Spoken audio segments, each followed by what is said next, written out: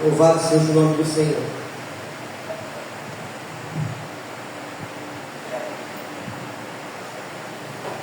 Peço que você fique de pé. Abra sua Bíblia no livro de Mateus, capítulo 14.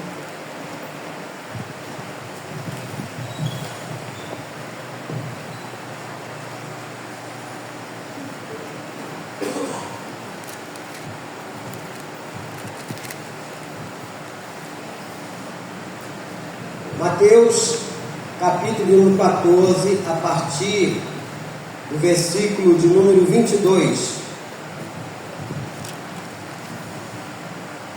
O título da minha mensagem é Nadar ou Morrer. A opção compete a nós o que fazer. Mateus 14, 22 diz assim: Logo a seguir compeliu Jesus os discípulos a embarcar e passar diante dele para o outro lado, enquanto ele despedia as multidões. E despedidas as multidões, subiu ao monte, a fim de orar sozinho. E caindo a tarde, lá estava ele só. Entretanto, o barco já estava longe, a muitos estágios da terra, açoitado pelas ondas, porque o vento era contrário. Na quarta vigília da noite, foi Jesus ter com eles, andando sobre o mar. E os discípulos, ao verem-no andando sobre as águas, ficaram aterrados. Exclamaram: é um fantasma! E tomados de medo, gritaram. Mas Jesus imediatamente lhe disse: tem de bom ânimo, sou eu, não temais. Respondendo Pedro, disse: se és tu, Senhor, manda-me ir ter contigo por sobre as águas. Ele disse: vem. E Pedro, descendo do barco, andou sobre as águas e foi ter com Jesus. E parando, porém, na força do vento, teve medo. Começando a submergir, gritou: salva-me, Senhor. E prontamente Jesus, estendendo a mão, tomou e lhe disse: homem de pequena fé, por que duvidaste? Subindo ambos para o barco, cessou o vento. Os que estavam no barco o adoraram, dizendo: verdadeiramente és filhos de Deus.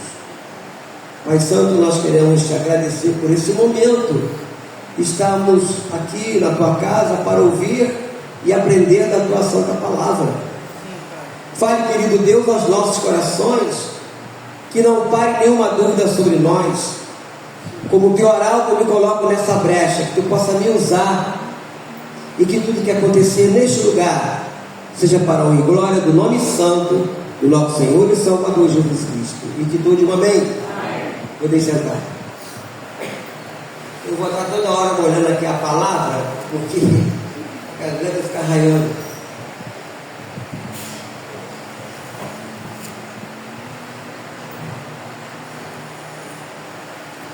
O que nós temos aqui, amados irmãos, é que havia dúvida no coração desses discípulos. Se você pegar os capítulos anteriores, você vai ver várias situações de milagres que eles presenciaram, a qual Jesus já havia feito.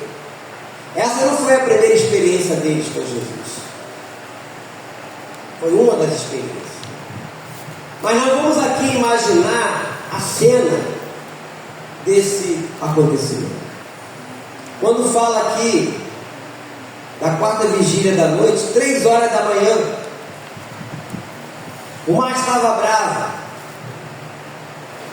No barco, 12 homens veem um fantasma e eles gritam apavorados.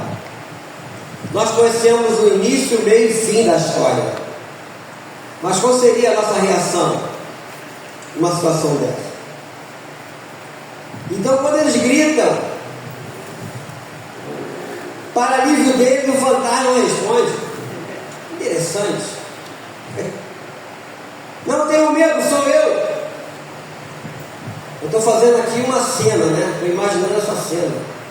11 deitam-se no fundo do barco, esconde a cabeça, enquanto o único valente grita para o fantasma: se for você mesmo, ou se for você, mestre, faça-me encontrá-lo andando sobre as águas.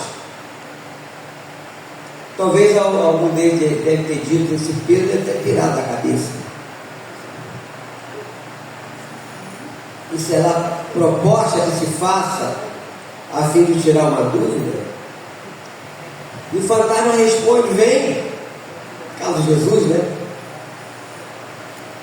E eu deixo mais uma pergunta: o que você faria numa hora dessa? Gritaria: o sangue de Jesus tem poder, e metia o pé?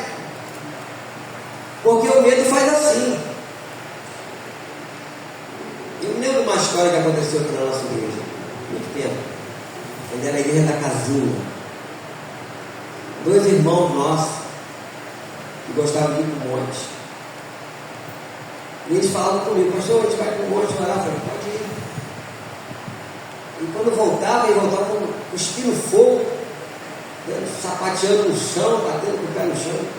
Glória a Deus! Eu falei: os caras estão bem, né?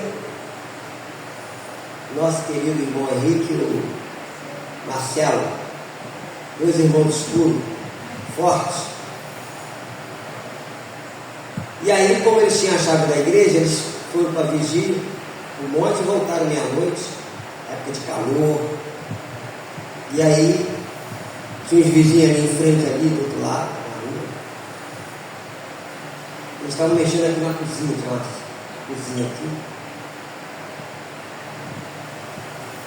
E os falecidos Geraldo, o Zé Irmã Silva, viu um barulho aqui, olhou assim, ele viu que era eu, vou dar um susto nele. Botou um cobertor na cabeça, pegou um cano e fez assim, ó. Aí falou assim: não adianta. Ele falou: não adianta. Eles deram esse grito, né? O grito de ordem deles: o sangue de Jesus tem poder. E vazaram, está aqui correndo.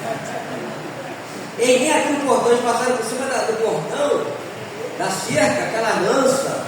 Ali foi um milagre, porque eles não se arranharam. Eles passaram por cima do portão, gritando: ladrão, ladrão.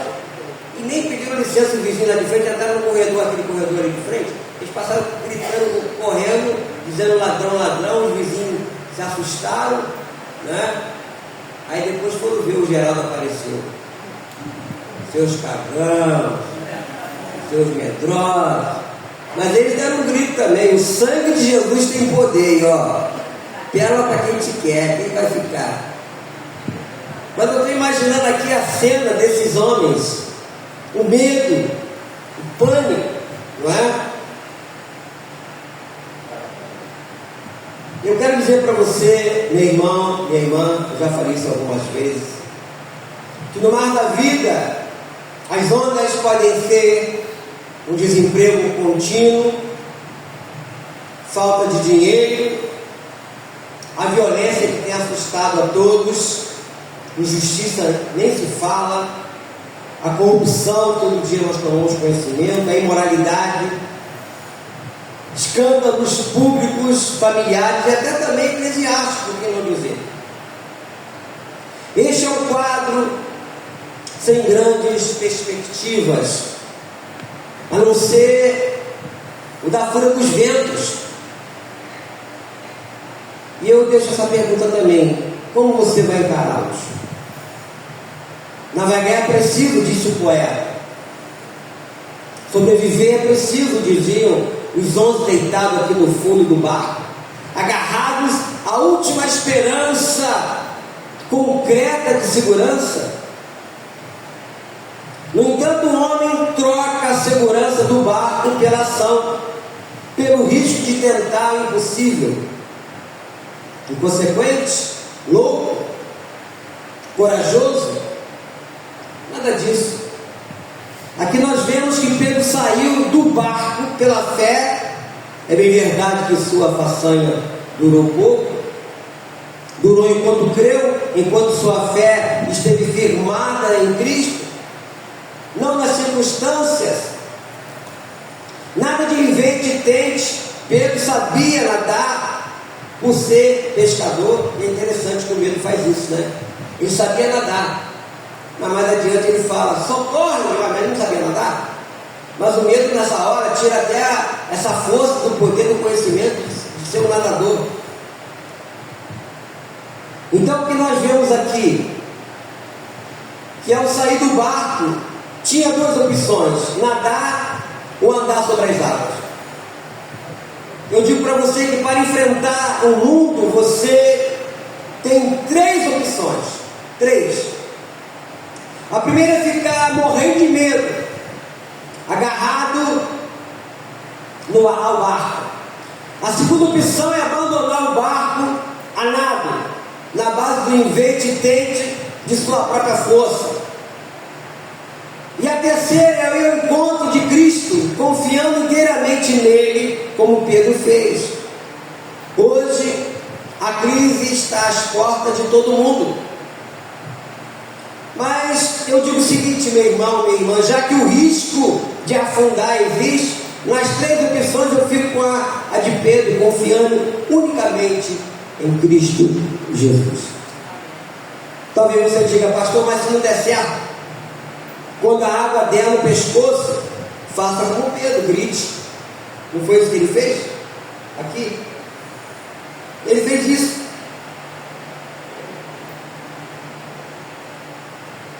No versículo 30. No versículo 30 ele diz: reparando-se, porém, na força do vento, teve medo.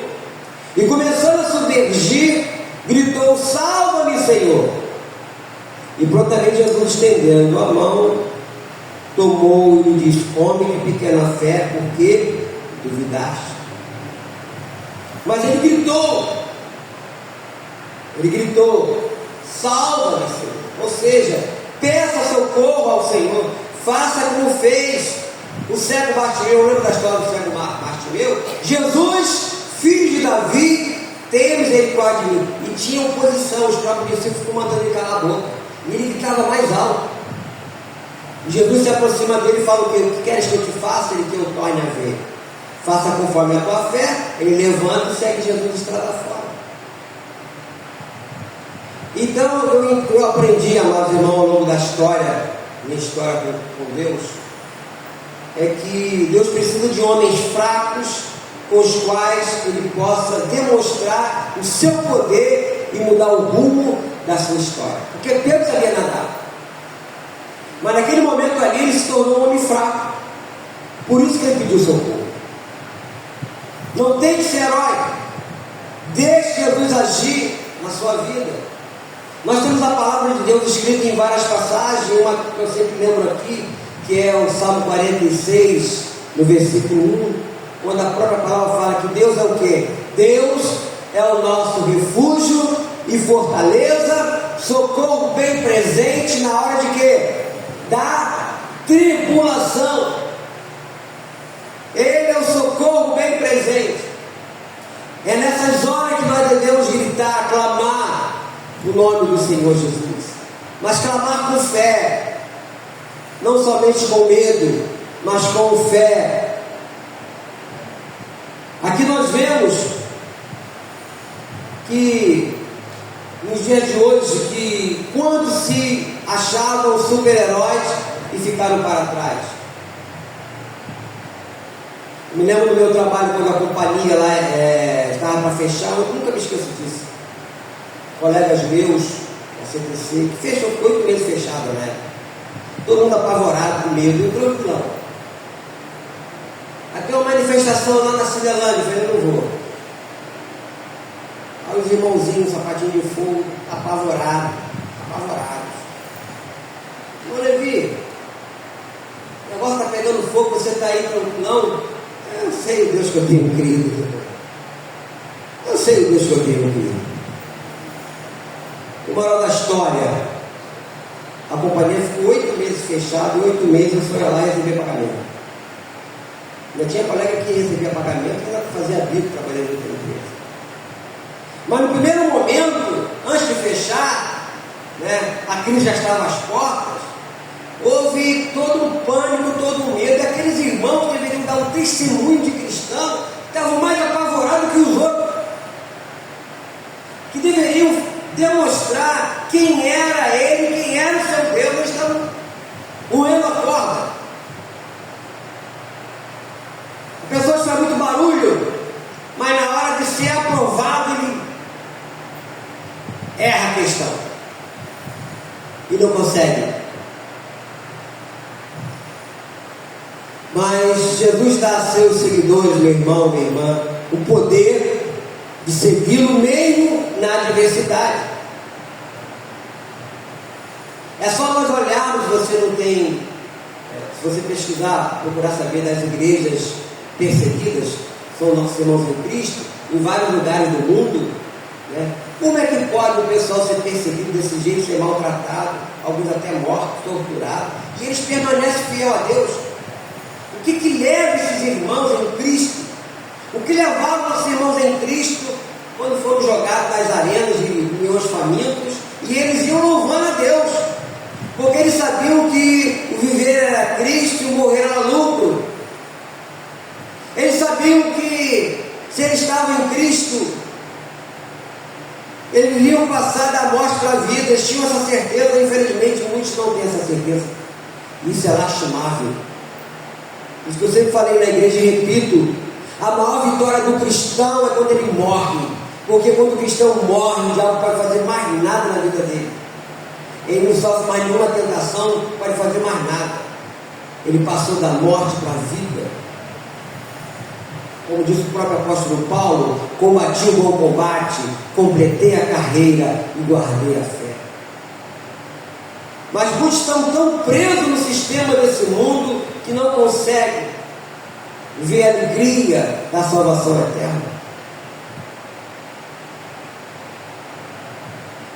Esses irmãos, aqui no versículo 28, diz assim: respondeu-lhe Pedro, disse: se és tu, Senhor, manda-me ir ter contigo sobre as águas. E ele disse: vem. E Pedro, descendo do barco, andou por sobre as águas e foi ter com Jesus. Enquanto ele estava olhando para Cristo, ele conseguiu caminhar, período curto, mas andou pelas águas. A partir do momento que ele começou a observar a situação do vento e do mar, é como você hoje: você deixa de olhar para Cristo, começar a olhar os problemas da vida somente, as dificuldades do mundo, tudo. Você vai se alimentando disso, você vai vir andar de cabeça baixa, vai andar triste. A gente tem que olhar para Cristo. Aqui Jesus fala no versículo 31: prontamente Jesus, estendendo a mão, tomou e lhe disse: homem de pequena fé, por que duvidaste? Aqui descreve uma fé que carece de confiança, ou confia muito pouco. Se nós ficarmos pensando só na crise, não iremos a lugar nenhum. Se ficarmos pensando só nas injustiças que estão sendo cometidas no nosso país, a própria violência, a imoralidade exacerbada, né? Hoje, não foi ontem, nós estávamos vindo para cá, em Jandira, e o motorista estava escutando uma música, meu Deus do céu, uma música sem pé, sem cabeça dentro do carro. Essas músicas de sofrência, meu Deus, eu fico pensando: meu Deus, como é que pode a pessoa gostar da minha cabeça? A cabeça das pessoas parece cabeça de camarão. Meu Deus do céu. Aí alguém fala: ah, eu sou muito saudosista. Sou mesmo. Antigamente, mesmo não sendo música evangélica, a música tinha poesia, tinha letras, tinha melodias, dava prazer você escutar. Homens até iletrados, que eram compositores, mas eram inteligentes, faziam coisas assim, né? Hoje é um negócio assim, um inferno mesmo. E nós estamos vendo as pessoas adentrando por esse caminho, outros desesperados. Já estava me falando no evangelismo. Você vai fazer o evangelho de rua, a quantidade de pessoas desviadas do caminho do evangelho. Não são poucas não, meus irmãos, são muitas pessoas. O que levaram essas pessoas a abandonar a Cristo? Esse esfriamento. Mas o papel do diabo sempre foi esse, lá em João 10:10, o papel dele qual é? Matar, roubar e destruir. Roubar a fé das pessoas. Matar a esperança das pessoas. Como disse o próprio apóstolo Paulo, no livro de 1 Coríntios, se a nossa esperança se limita a esta vida ou a este mundo, nós somos o que? Os mais infelizes de todos os homens. A nossa esperança não pode estar neste mundo.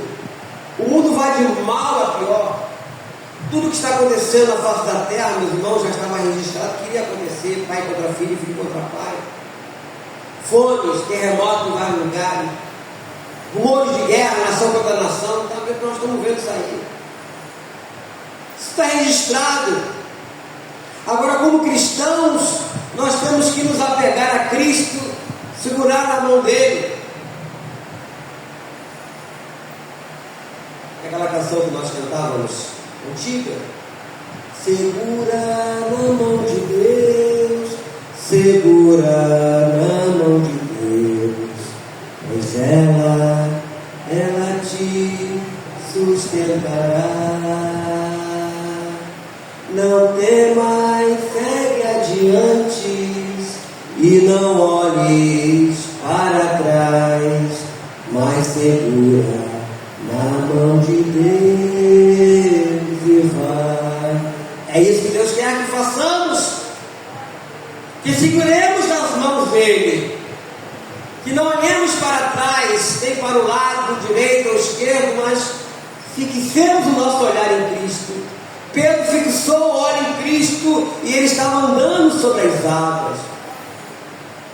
Mas a partir do momento que ele olhou para o problema, porque o vento era contrário, a Bíblia fala sobre isso, estava de noite e tudo mais, quando ele se preocupou só com o problema, ele começou a afundar, e ele era nadador por ser pescador, e mesmo como pescador e tudo, ele ficou com medo. Nós temos que colocar em prática, meus irmãos, aquilo que nós falamos sempre, que está registrado no livro de Hebreus, capítulo 11, no versículo 1, que a fé, o que ela é? É a certeza de coisas que se esperam, é a convicção de fatos que não se vê. E no versículo 6 desse mesmo capítulo 11 fala que sem fé é o que? É impossível agradar a Deus. Nós temos que colocar a fé em Cristo e deixar que Ele conduza o barco da nossa vida.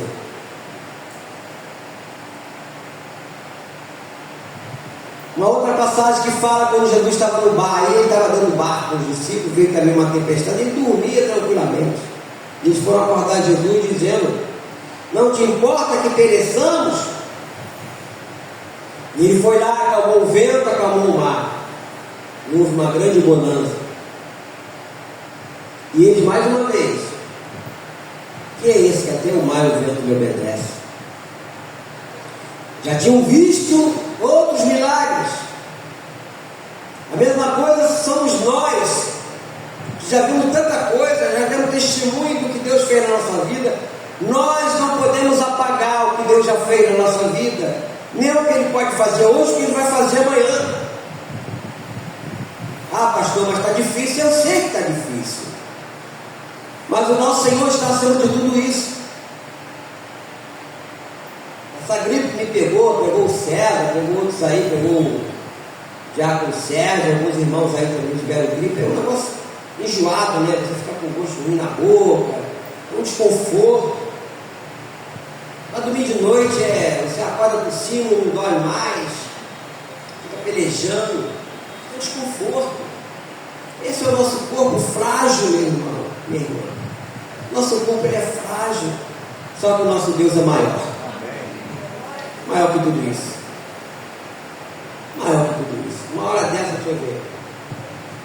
Eu estava lá no CER, Centro de Emergência Regional.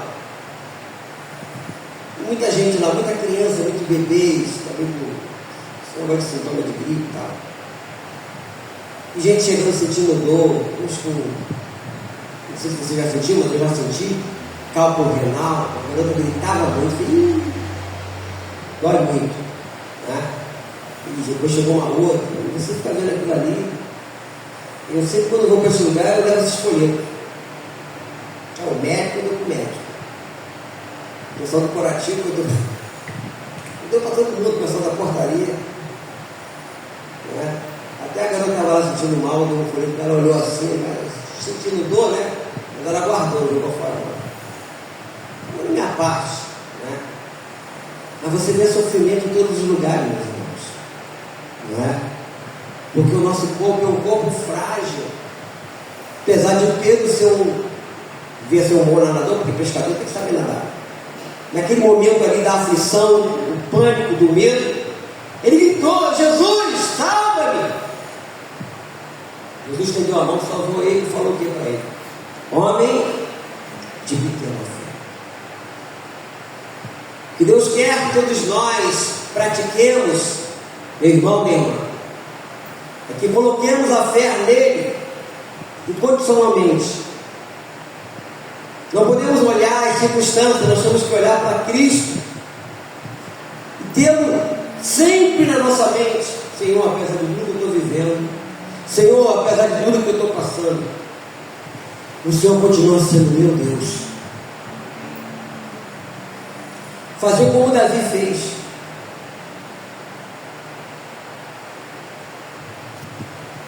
No Salmo 23, versículo 4, que Davi fala: ainda que eu ande pelo vale da sombra da morte, não temerei mal nenhum, porque tu estás comigo. Aleluia. Ainda que passemos pelo vale da sombra da morte, nossa querida irmã Jane está aqui, a nossa guia, passou pelo vale da sombra da morte. Não havia uma perspectiva ainda de cirurgia. De repente a porta se abriu, internou, todo aquele processo, havia toda uma preocupação, mas ela está aqui, a honra e glória do nosso Deus. E tantos outros mais que já viveram isso. Há 17 anos eu abri meu peito, 2 vezes no mesmo dia. Se eu estou aqui, a honra e glória é do Senhor, é Ele. Eu gosto muito do Salmo 103, né? Que é um salmo de ação de graça. Vamos ler o Salmo 103, só uns 4 versículos pelo menos. Salmo 103.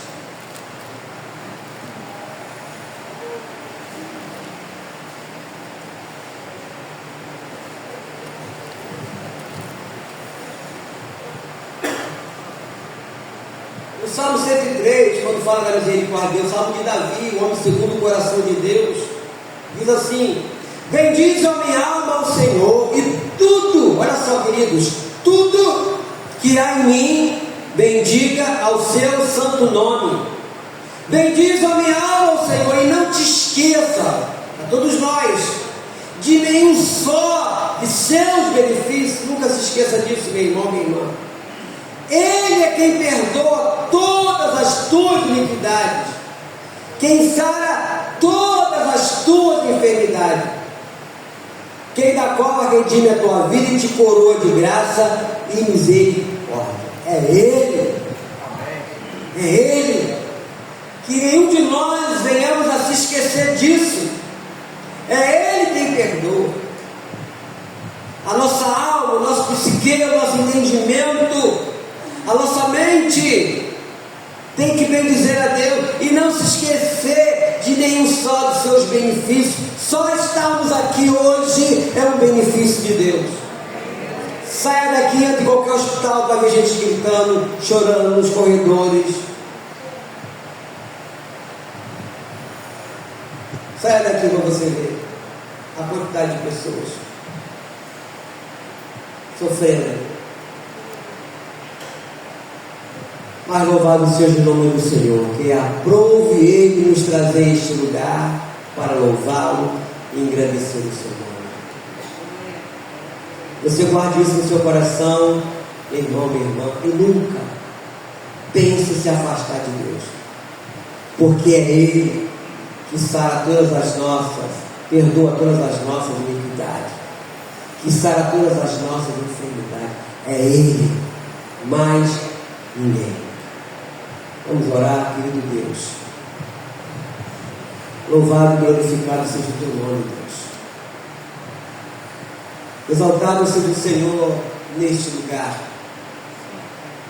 Graças nós te damos pela tua palavra, palavra de ânimo, palavra de fé, de confiança e de certeza que nós não estamos sozinhos, apesar das dificuldades que todos nós enfrentamos, as lutas, muitas das vezes, ó Deus, até o desconforto de uma gripe, como é o meu caso e alguns aqui.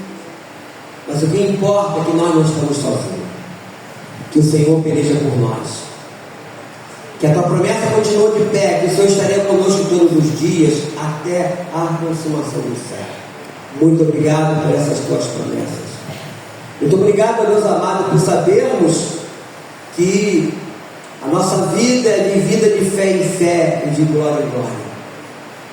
Eu sou grato ao Senhor por estar conosco na nossa jornada até o dia que vamos ser chamados por Ti para uma outra dimensão, para uma vida em que a tristeza, ó Deus amado, a doença, nem a morte vai nos alcançar mais.